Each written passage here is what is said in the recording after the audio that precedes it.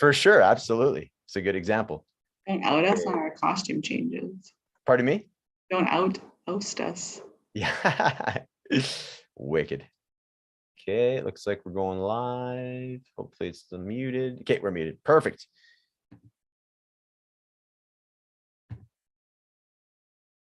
All righty, welcome everybody to Reframe Friday. Hello, Megan. How are you? Hello, I'm good. Staying warm. Yeah, looks like it. Yeah, exactly. You got your toque on. I like the look, by the way. Super cool. You almost look like a punk rocker a little bit. Are you wearing like a what kind of coat? Flannel.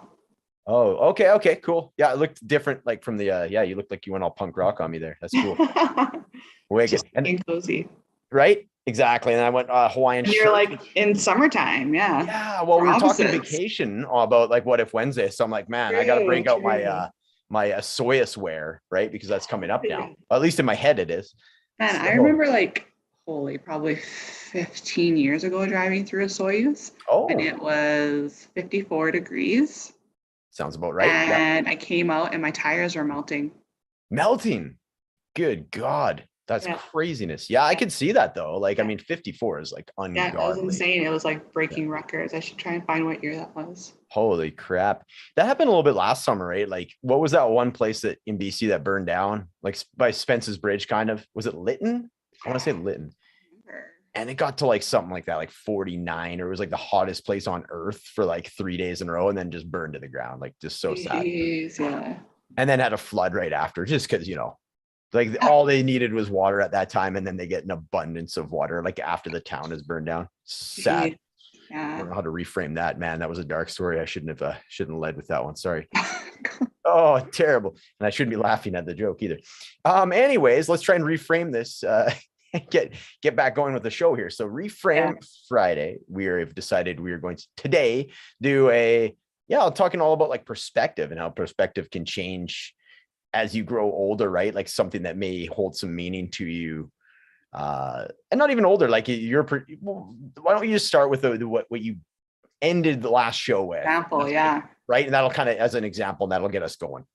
Yeah. So I was talking about waking up in the morning, which I'm not the greatest morning person. I'm always tired, no matter how much sleep I get. And I was pouring myself a cup of coffee and noticing that the material on my cupboard was like peeling back, and I was like, oh man, like we're gonna have to redo the kitchen, and like how are we gonna redo the kitchen? Oh, we're gonna have to take out a loan, and like my kitchen, I hate my kitchen. And then I was like, whoa, like I remember shopping to buy this house and literally texting my realtor saying like, this is my dream house, I want this house. And we walked through it and I loved everything about it. And I just stopped myself from going down that negative path of thinking about all the things that were going wrong with the house. And I was like, no, I love my house. This is my dream house. And I'm so thankful and grateful that like the stars aligned and we got this house because it's perfect for our family. And just that simple like shift honestly changed my entire mood. And I walked back upstairs to give my husband his coffee and was like in a good mood. Super cool. So true. There's a lot of things that I can think of with that. So I had very similar actually. So last night, I remember I kind of sent you the one text about the book. Yeah. The Untethered you just like asked me, and then I was like, no, and then you said nothing. And it's just like, and there's no follow-up. Like, okay, anyways. So yeah.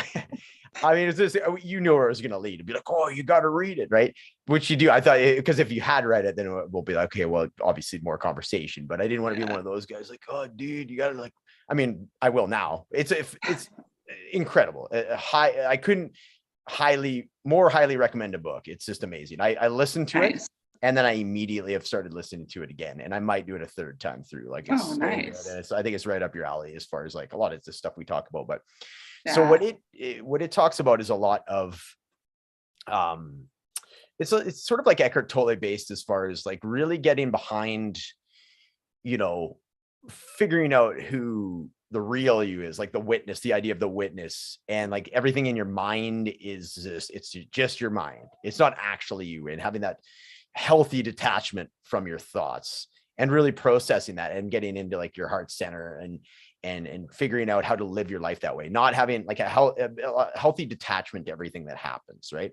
But one of the chapters specifically talks about how death, like the thought of death, can be the ultimate perspective shifter. Yeah. And what I mean, so when I get frustrated with my dogs because they're pulling on the leash the whole time, think about, almost like gets me emotional thinking about, like, think about if Bentley wasn't here, or if he was sick, or when I have to stop and, I got them both on leash and he takes a dump and I got to clean it and they're pulling, and I'm like, I get so frustrated. I'm like, I'm glad, this sounds incredibly strange, but like, I'm glad that he's like healthy enough, because I've had it before where you're celebrating that he finally takes a dump because he hasn't in 3 days because he's sick. Like, that's the alternative, right? Or what if he passes away? And then I'd be like, man, I'd give anything for this moment. Right. So, and like, I even saying about it, I kind of like I literally am getting emotional thinking about this. So like thought of death with like a family member that you haven't called in a while, or like sometimes I it's unfortunate, but with my mom, when she calls, sometimes it's if it's like a week or something I haven't talked, I'm like, okay, this is gonna be like 2.5 hours. And I'm like, like, do I have time for this? And I think about, what am I talking about? Like, my mom's like one of my favorite people. And I'm like brokering, oh shit, like, how am I gotta, have a heart out, and do these excuses or whatever it may be. Right. And I was like, well, or what if she wasn't here?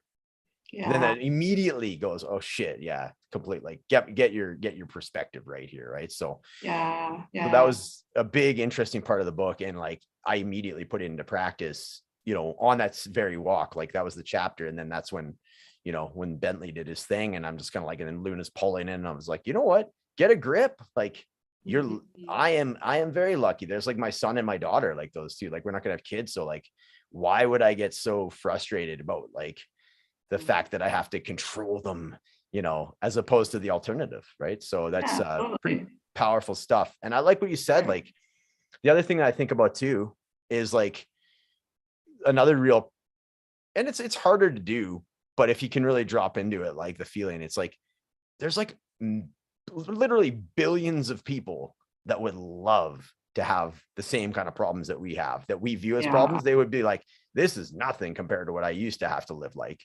Right. And that's totally true. I know that seems a little trite, or like, you know what I mean? It's not like, it's a little bit disjointed, but it is the truth. And I think it's somewhere in there, like, you can feel that, like, inside, like, and then also we've talked a lot about, like, when we do the like the Toastmaster shows, about talking about our old, like, the advice we give to our younger self. Younger self, right?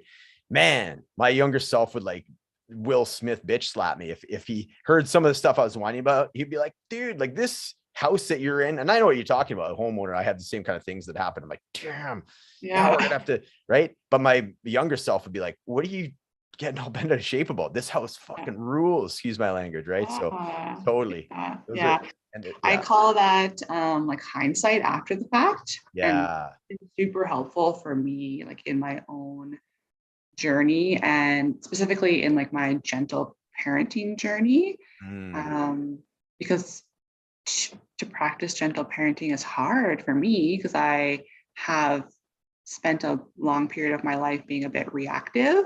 So I'm working on that, right? And so I talk all the time about like the stop and pause. And so I stop and pause myself and almost project how I would feel if I reacted in that way, and use that hindsight after the fact. Like, if I scream at my kids right now, I know I'm going to feel shame. And so then I'm able to like go there and correct it before I do it, which is a skill. Like, you have to practice it for sure. But same thing, right? If you are frustrated and pulling on the leash and yell at your dogs, if you look at that from hindsight after the fact, from the times that you've done it and how crappy you feel when you have done it, it's like a little bit learning the hard way, but it just helps you to kind of reframe the moment, to think about like, no, I'm actually really grateful that I have these dogs to be on a walk and even be, messing around with the leash with them or cleaning up their crap. Like, I'm thankful for that, right? Right. And then because you can be thankful at anything. If you frame it correctly, you can find something to be grateful about any real situation, right? Honestly, I mean, maybe not like literally 100% of situations, but like the majority. A lot of things. So yeah, absolutely. Like, even I think it was last night, I was like making my kids supper and they were like, mommy, mommy, mommy, mommy, mommy. And it's easy for me to get overstimulated. And in my head, I like kind of wanted to snap. And then again, I just sort of reframed it to like, man, I remember when they were like, a couple months old and just like couldn't wait for the day when they would say, mommy. Right. And then I just, again, was able to like shift and be like, I'm so grateful for their little voices that say mama. And like, I'm so grateful for how much they want me, because I know it can seem frustrating and like they're pulling on you all the time, but I'm their source of comfort. So I reframe it that way for myself. Like they want me because I get to comfort them. And I'm so thankful that I am that source of comfort for them. Yeah, no, that's beautiful. It's beautiful. So even for me, it's like, it's to a lesser extent, but on the similar kind of wavelength is, the dogs, they start barking, right? They're the window warriors as soon as the mailman comes by. And to me, that's my overstimulation, because it's like, I'm concentrating in peace and quiet, and that starts. And now I've gotten a lot better of just like, you know what, it passes. They're going to bark regardless if I go out there and scold them. It seems to be like the same amount. It's like they just need to bark for like 30, 45 seconds and then it passes. So I can either just let them do their thing, or I can go out there and make a scene and then feel crappy about myself. And either way, they're going to like, they are dogs. They're going to do their thing. Right. So I can, pick or choose whichever. I like what you're saying as far as, and it's definitely a practice skill, like using evidence as, as a driver, which you can use for positive self-talk. Hey, like you can build up your self-trust with, hey, I'm always consistent. Like if you, for public speaking or whatever, like you've talked about before with job interviews, you're like, even when you have a self-doubt moment, you're like, no, I've proven myself. I always bring it. I always, so you have that, and they can kind of do that the same way in this sense, right? Where you can go, I've been down this road. I didn't like where I went. So I'm going to use that as, so it's kind of a trick, but on like the other side of the coin almost, right? Yeah. And like, I reframe it for myself instead of saying like, this is so hard. This is so hard. To, I know I can do this. I know that I have the skill set to be able to control myself. And adversely, when I don't control myself, I own it. And so I say to myself, like, I made the choice there to actually yell at them. Right. Yeah. For sure. I put more power around it when I say, like, I can get through this moment. I have control over myself right now. That's awesome. That's that one quote that I love by the dude that wrote Man's Search for Meaning. It's I should bring it up. I don't have it. But it's like it's in between the stimulus and your reaction, that space, that is your choice and responsibility, right? So it's like you have a momentary, and it could seem very small, but that's kind of up to you. And that's what you talk about, the stop and pause thing, right? In between the stimulus and your reaction, that is your freedom, right? And are you familiar with the book, the guy that not, but it's like, it's resonating with me as you talk, because it's just been so useful in the way that I control myself and the choices that I make around what kind of day I want to create or what kind of relationship I want to create, is the stop and pause and then collecting myself before I make a reactive choice. Definitely. Yeah, no, it's super cool. Well said. That's Viktor Frankl. So he's a guy that he was in a concentration camp. He was a doctor beforehand, and then lived the concentration camp and got out, and then had a successful career coming out of it. So he had a lot of like, he kind of like the Nelson Mandela thing, where it's like, in the most extreme circumstances, he still found a way to, to find meaning in life. And it's a crazy book. Yeah, I highly recommend that one too. The second half of it is like what his career was after. It's called logotherapy. He came up with this like a whole like premise of like, basically putting into practice everything he had learned.